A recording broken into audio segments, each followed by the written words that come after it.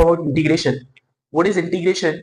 First important thing we are going to discuss about integration. Always keep in mind, जैसे differentiation में हमारे पास chain rule होता है, वैसे इंटीग्रेशन में चेन रूल नाम की चीज नहीं होती है. सबसे इंपॉर्टेंट चीज, we are starting integration with the topic, what is with the note point, what is, there is no chain rule in integration, there is no chain rule in integration.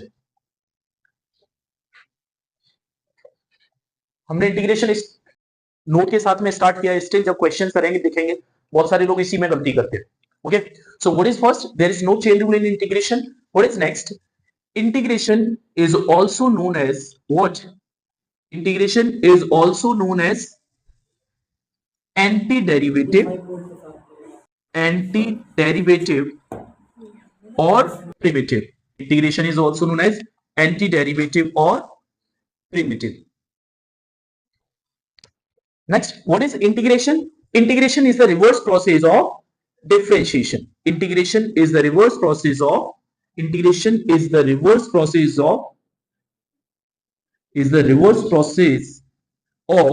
differentiation. We'll understand this. Okay, integration is the what? Reverse process of differentiation. Next, integration is of two types. What is? It is of two types: definite integrals and indefinite integral. Okay, so when we talk about indefinite integrals, it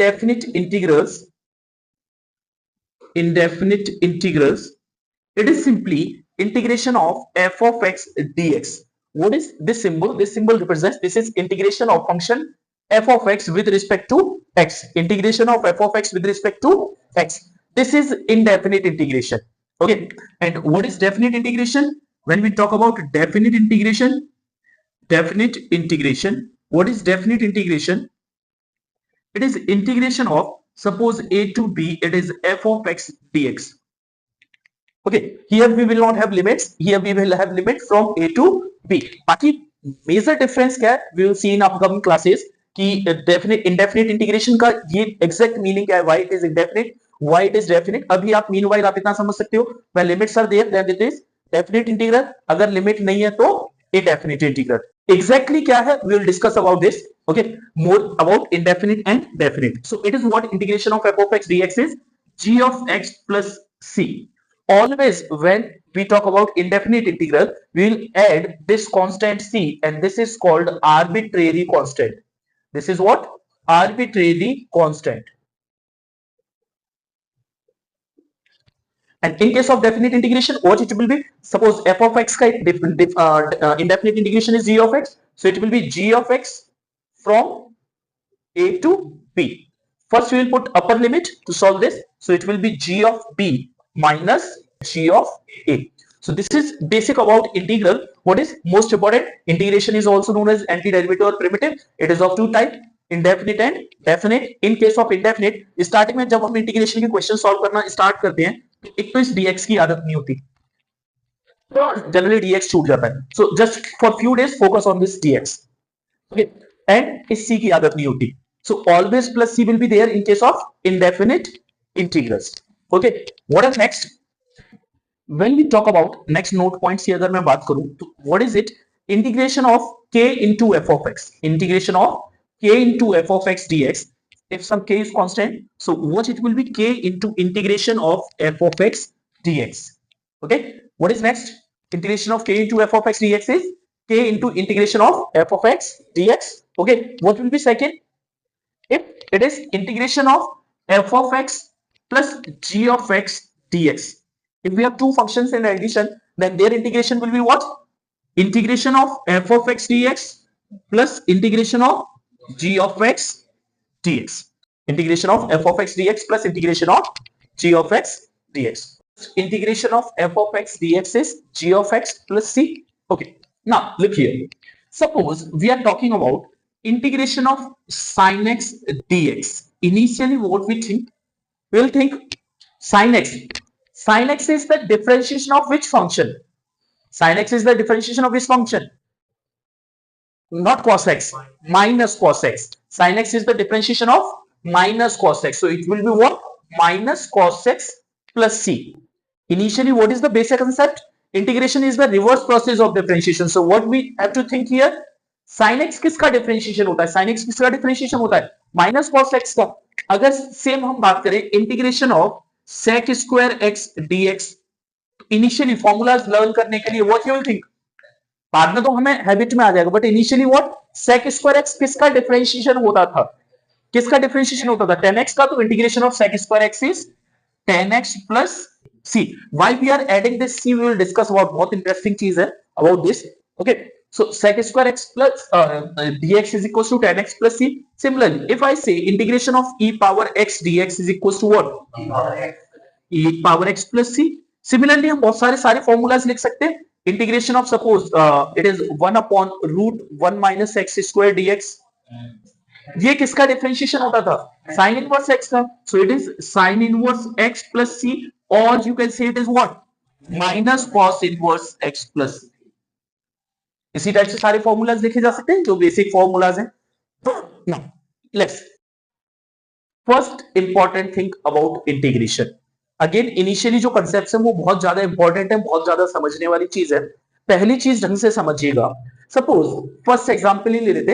we know integration of sin x dx it is equals to minus cos x plus c.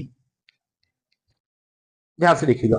Now suppose हमसे बोला जाता है कि find the integration of sin 5 minus 2x dx.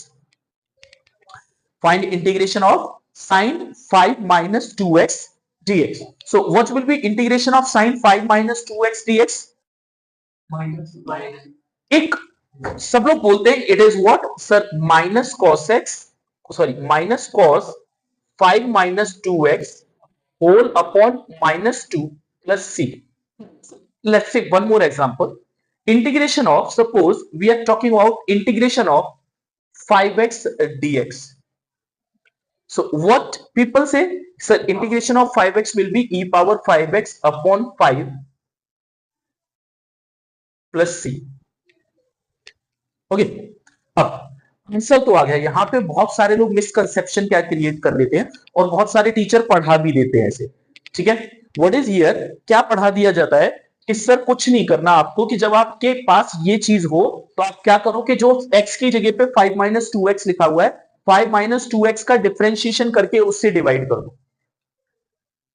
ठीक है, बहुत सारी जगह पे बहुत सारे टीचर्स ये पढ़ा देते हैं कि 5 minus 2x में 5 minus 2x का डिफरेंशिएशन कितना आएगा, -2. So divided by -2.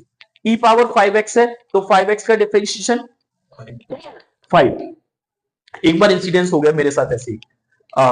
11th class over हुई थी और 11th क्लास में एक बेसिक मैथ्स चलता ही है स्टार्टिंग में फिजिक्स में.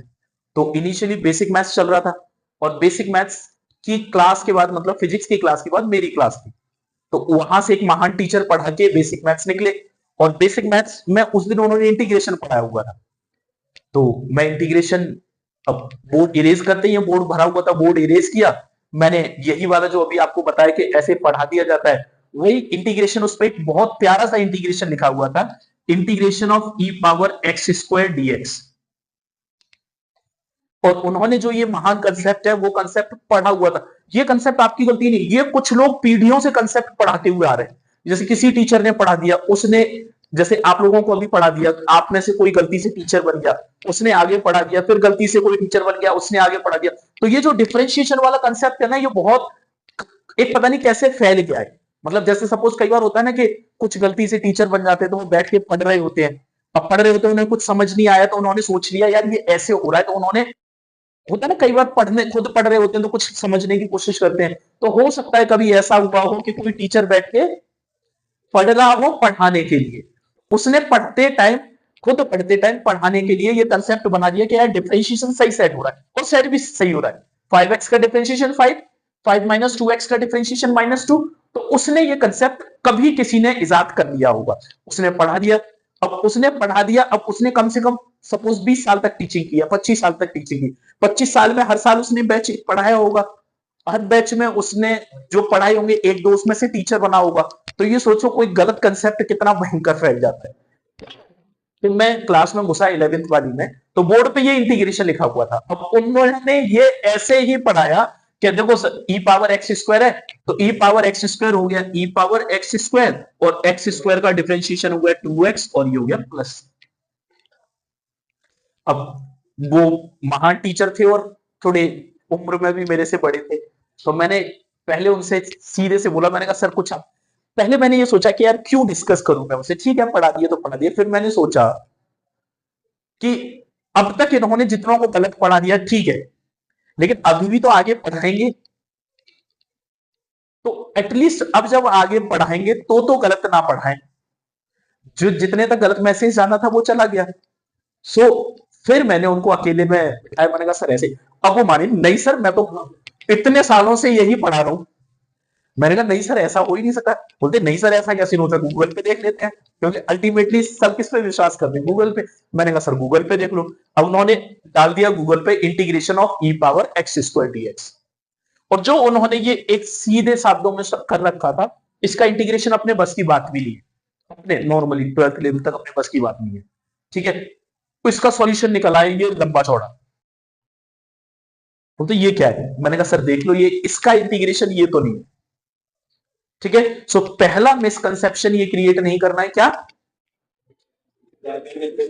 डिफरेंशिएशन करके डिवाइड नहीं करना है। अगर ये आपने गलती से सीख रखा है, किसी ने सीख रखा है क्या, हाँ, तो अगर गलती से सीख रखा है तो ये मतलब नहीं है इसका, ठीक है। होता क्या है कंसेप्ट एग्जैक्टली समझिएगा। कंसेप्ट इतना सा है हमारे पास कि अगर आप जानते हो, इफ, नोट पॉइंट है अगेन बहुत इंपॉर्टेंट, पहला नोट पॉइंट हमारे लिए इंपॉर्टेंट जो है, if integration of f of x d x is equal to g of x plus c, integration of f of x क्या है, g of x plus c, then ध्यान देना integration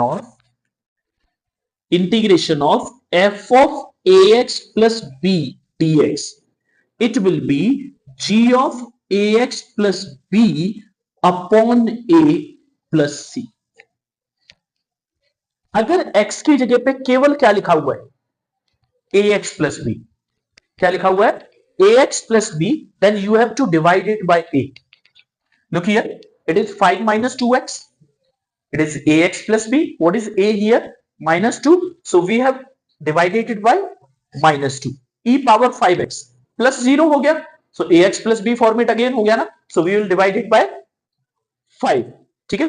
suppose this is the integration of sec square 3 minus x dx, what it should be, sec square x, so sec square x का integration is 10x, so x तो यही रहेगा पूरा, so it is 10 of 3 minus x upon what is a minus 1 upon minus 1 plus c, okay। So what is this is very important, integration of f of x dx is g of x plus c, so integration of f of ax plus b dx will be g of ax plus b upon a plus c, okay, note it down।